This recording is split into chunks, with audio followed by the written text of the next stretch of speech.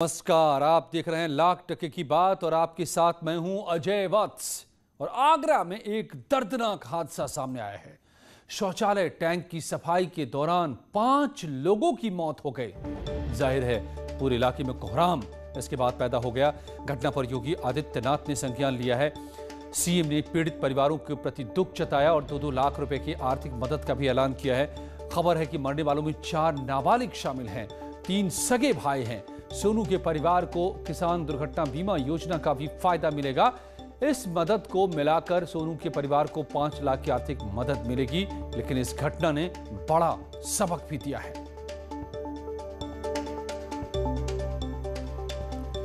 दरअसल शौचालय safety tank की सफाई हो रही थी, लेकिन बगल के टैंक से जहरीली गैस का रिसाव हुआ और उसी की जद में आकर 5 लोग मारे गए। तो आगरा में शौचालय टैंक की खुदाई के दौरान जहरीली गैस की वजह से ये 5 लोगों की मौत हुई है। खबर है कि गड्ढा खोदते वक्त यह हादसा हुआ, क्योंकि एक बार उस गड्ढे में एक के बाद एक जाते रहे सभी और मौत के मुंह में समाते गए। जब तक कोई कुछ समझ पाता तब तक सब मौत के मुंह में समा चुके थे। खबर है कि 5 लोगों में 3 सगे भाई भी हैं। तीनों परिवारों में कोहराम मचा हुआ है।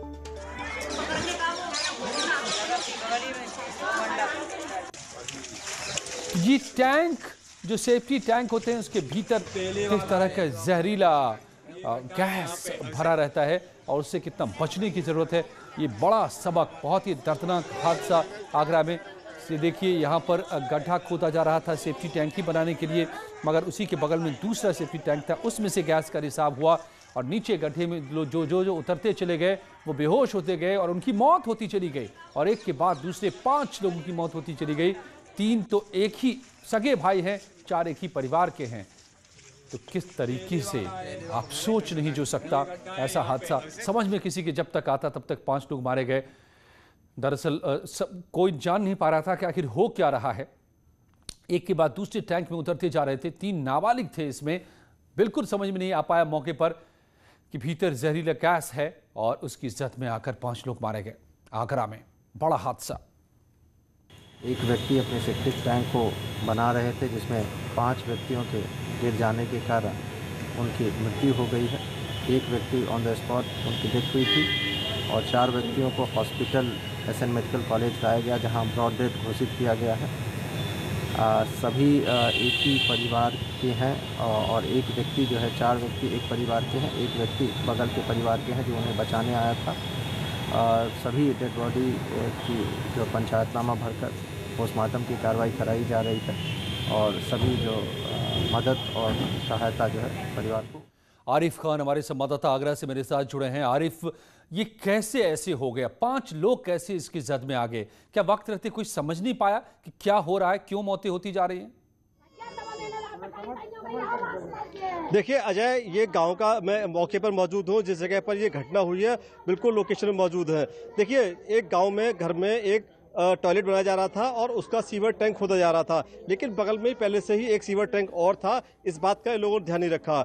जैसे ही गड्ढा खोदा गया, वो बगल का जो सीवर टैंक था वो लीक हो गया और उससे गैस जो निकली है, उससे पहले एक युवक बेहोश हुआ और उस युवक को बचाने के लिए एक एक करके 4 युवक पूरे टैंक में कूदे, लेकिन एक युवक की मौके पर मौत होगी, बाकी अलावा 4 लोगों की मौत अस्पताल में हो गई। देखिए अभी क्या हालात है ये हम आपको दिखाने की कोशिश करेंगे। थोड़ा सा रास्ता दीजिए। देखिए अजय, ये वो टैंक है जहां पर 5 लोगों की मौत हुई है। हालांकि चारपाई से इसको ढक दिया गया है क्योंकि शायद कोई और दूसरा आदमी यहाँ ना गिरे, लेकिन कुल मिलाकर ये है पूरे गांव में एक दर्दनाक और बेहद दुख देने वाला हादसा हुआ है। गांव में तमाम यहाँ भीड़ लगी हुई है। कुछ हालात क्या है, गांव में कितने लोग यहाँ जमा हैं, ये दिखाने की हम जरूर कोशिश करेंगे। ठीक पीछे आप देखिए तमाम लोग हैं, जो परिजन है वो आए हुए हैं, रिश्तेदार हैं, वो यहाँ जमावड़ा लगा हुआ है, सब दुख बांटने के लिए आए हैं। लेकिन सबसे बड़ी बात यह है अजय कि इस पूरी घटना को मुख्यमंत्री योगी आदित्यनाथ ने संज्ञान में लिया है और जो मृतक है उनके परिवार के लोगों को एक सहायता राशि देने की बात कही है। देखिए कुल मिलाकर ये जो दर्द है इसकी भरपाई बिल्कुल नहीं हो सकती, लेकिन सरकार ने थोड़ा सा उनको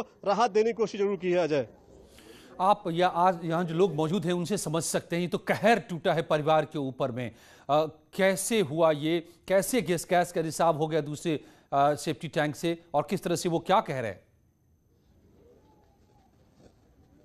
देखिए बिल्कुल ये बहुत बड़ा कहर है, एक परिवार पर इतना बड़ा कहर है कि 5-5 लोगों की मौत हुई है, पूरा गांव गमगीन है। कुछ लोग हमारे साथ यहाँ मौजूद हैं, हम उनसे वो दर्द जानने की कोशिश करेंगे, जो हालांकि वो दर्द बयान नहीं कर सकते लेकिन थोड़ा प्रयास जरूर करेंगे। ये बताइए, बहुत बड़ा कहर है, कितना दुख हो रहा है, क्या आप कहेंगे? बहुत दुख हो रहा है, बहुत बड़ा संकट है, पूरा गांव पे संकट पूरे गांव। आप बताइए, देखिए चूंकि 5 मौत हुई है, सब यूथ है, क्या क्या आपको लग रहा है, कितना दुख है गांव में, चूंकि बड़ा हादसा हुआ है? इतना बड़ा हादसा हुआ है कि लोगों से दिल को बिल्कुल डायरेक्ट पड़ गया है, एकदम से गम का माहौल ज्यादा है। नई नई युवा पीढ़ी की मौत हुई है, नए नए युवा जो आए को अपने परिवार को आगे बढ़ाने की कोशिश कर रहे थे, उनका दर्दनाक हादसा एकदम से कहर बरस गया है परिवार। देखिए अजय, साफ तौर पर कह रहे हैं कि कहर बरस गया है, लोग बहुत परेशान हैं। क्यों इतनी छोटी सी बात को लेकर अगर 5 मौतें होती हैं तो इनके लिए वाकई एक बड़ा हादसा माना जाएगा और एक अपने आप में अलग तरह का है। चूंकि एक टैंक खोदने के लिए 5 लोगों की मौत होती है, तो अब ये दर्द कैसे बयां किया जाए, ये कह पाना बड़ा मुश्किल है। अजय, साफ तौर पे अपने आप में इसको समझ पाना और इसको बयां कर पाना बड़ा ही मुश्किल है कि एक परिवार के 5 बच्चे मारे जाएं एक टैंक के भीतर जहरीले गैस के रिसाव की वजह से, समझ से परे है और ये कहर से कम नहीं इस परिवार के ऊपर। और लखनऊ से जो खबर आ रही है, आयुष किशोर से आज फिर पूछताछ हुई है।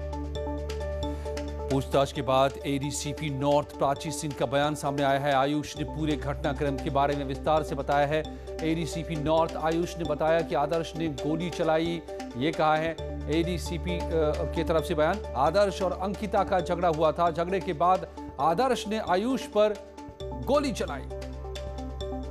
ऋषभ मणि हमारे संवाददाता मेरे साथ जुड़ गए हैं। ऋषभ, तो क्या आज आयुष ने पूरी घटना की जानकारी पुलिस को दी है? पुलिस क्या बता रही है? अजय, देखिए पुलिस की ओर से एक ऑफिशियल वर्जन आ गया है। उनका ये कहना है कि जो आज आयुष के बयान दर्ज किए हैं, उसका ये कहना है कि उस दिन भाई बहन आदर्श और अंकिता में एक बात को लेकर झगड़ा हुआ था जो पर्सनल है। जैसा बताया जा रहा है कि बीते 1.5-2 महीने से आयुष को जानकारी मिली थी कि अंकिता किसी और के साथ, किसी और शख्स के साथ रिलेशनशिप में है, जिसको लेके दोनों में मनमुटाव चल रहा था। भाई बहन में भी इसी बात से कुछ विवाद हुआ था, जिसके बाद आदर्श ने पीछे से फायर किया है आयुष पर। 2 राउंड गोलियां चली हैं, एक गोली दीवार में लगी और दूसरी पीठ में लगते हुए पार करके निकल गई है आयुष को। तो एक बात साफ हो जाती है कि आयुष ने पूरे घटना की जिम्मेदारी अपनी पत्नी और अपने साले के ऊपर मर के खुद पल्ला झाड़ लिया है, जबकि आदर्श ये बात कह रहा था कि उसने आयुष के कहने पर आयुष पर गोली चलाई है। अब पुलिस आदर्श को जेल से कस्टडी रिमांड पर लेगी और उससे भी पूछताछ की। आज एक अहम बात यह भी हुई है कि पिस्टल किसकी थी जिससे गोली चली है, तो आयुष ने बताया है कि यह पिस्टल चंदन गुप्ता की थी। चंदन गुप्ता से भी संपर्क किया गया, लेकिन वो बयान दर्ज करवाने आज नहीं आया। अब जल्द ही नोटिस देके चंदन गुप्ता को भी बुलाया जाएगा।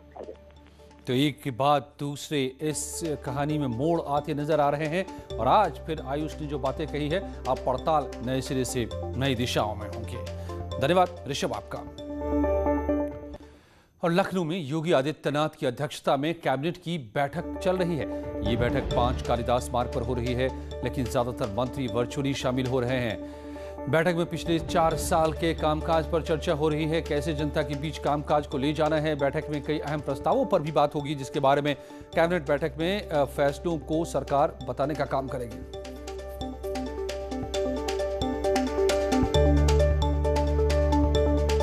अनामिका सिंह हमारे संवाददाता मेरे साथ जुड़ गए हैं लखनऊ से, इस बैठक पर नजर बनाए हुए हैं। अनामिका, तो क्या ये बैठक चल रही है? एजेंडा क्या क्या है? अब 4 साल पूरे कर रही है सरकार, तो अब चुनौती है लोगों के बीच संदेश ले जाने की।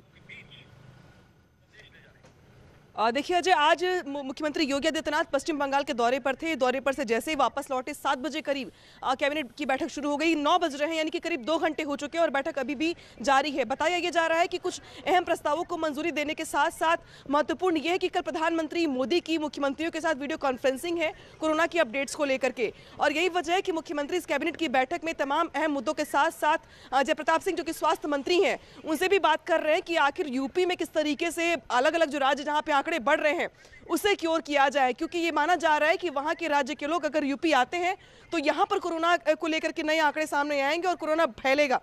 ऐसे में पीएम मोदी के सामने क्या बातें रखनी है, किस तरीके की अपडेट्स देनी है, क्या रिकॉर्ड है, क्या होमवर्क है, तो वो इस पर को भी लेके बात हो रही है। साथ ही साथ चूंकि योगी सरकार के 4 साल का कार्यकाल पूरा हो रहा है अजय, तो ऐसे में सरकार का ये प्रयास है कि किस तरीके से आयोजनों के जरिए, जो कि ये माना जा रहा है कि 19 मार्च से 26 मार्च तक ये आयोजन चलेगा पूरे एक हफ्ते का, जिसमें सरकार अपने कामकाज को जनता के बीच में लेकर के जाएगी, तो उन आयोजनों को किस तरीके से आगे बढ़ाया जाए, कैसी सहभागिता हो मंत्रियों की, इसमें बहुत सारे ऐसे मुद्दे जिसको लेकर चर्चा हो रही है। और शायद ये वजह कि आज की जो कैबिनेट बैठक है वो समय ज्यादा लंबा ले रही है। 2 घंटे हो चुके और बैठक अभी भी चल रही है और माना जा रहा है कि अभी समय और लगेगा। अजय, धन्यवाद अनामिका। तो जैसे ही बैठक खत्म होगी और क्या क्या निकल कर कुछ आता है सामने, ये भी हम आपसे जानेंगे। तो इस वक्त योगी कैबिनेट की बैठक और उत्तराखंड में बीजेपी ने अपने ही मुख्यमंत्री को हटाकर तीरथ सिंह रावत को मुख्यमंत्री बना दिया। इसके बाद तीरथ सिंह रावत ने अपने मंत्रियों के विभागों का बंटवारा किया है। त्रिवेंद्र सरकार ने पिछले मंत्रियों को के पास जो विभाग दिए थे ज्यादातर उनको बरकरार रखा गया है, उन विभागों में बदलाव नहीं किए गए हैं और जो नए मंत्री शामिल किए गए हैं उनको भी आज विभाग दिए गए। आप तस्वीर जो देख रहे हैं, गणेश जोशी औद्योगिक विकास का महकमा उन्हें मिला है, सतपाल महाराज को सिंचाई विभाग और सीएम तीरथ सिंह रावत के पास गृह वित्त। अब किनको क्या मिला है ये भी समझ लीजिए। जो सीएम के पास जो महकमे होंगे उनमें गृह विभाग, वित्त विभाग, वाणिज्य कारागार, सूचना विभाग, पीडब्ल्यूडी समेत कई जो अहम महकमे हैं वो खुद सीएम के पास होंगे। सतपाल महाराज को सिंचाई और लघु सिंचाई, संस्कृति, धर्मस्व और पर्यटन विभाग मिला है। बंशीधर भगत को स्वामी जतीश्वरानंद को गन्ना मिला है, तो रेखा आर्य को महिला सशक्तिकरण का महकमा मिला है। सतपाल महाराज को सिंचाई विभाग, बंशीधर भगत संसदीय कार्य मंत्रालय और शहरी विभाग, शहरी विकास, और यशपाल आर्य को परिवहन समाज कल्याण, गणेश जोशी को औद्योगिक विकास विभाग, बिशन सिंह चुफाल को पेयजल विभाग, ये सारे विभाग मिले हैं। अरविंद पांडे को बेसिक शिक्षा विभाग। और गोरखपुर के सांसद रवि किशन को कल पश्चिम बंगाल जाना था, लेकिन जिला प्रशासन ने रवि किशन के हेलीकॉप्टर को उतरने की इजाजत नहीं दी है, जिसके बाद रवि किशन ने एक वीडियो जारी कर ममता पर निशाना साधा है। दावा किया है कि 2 मई को ममता की सरकार जाने वाली है।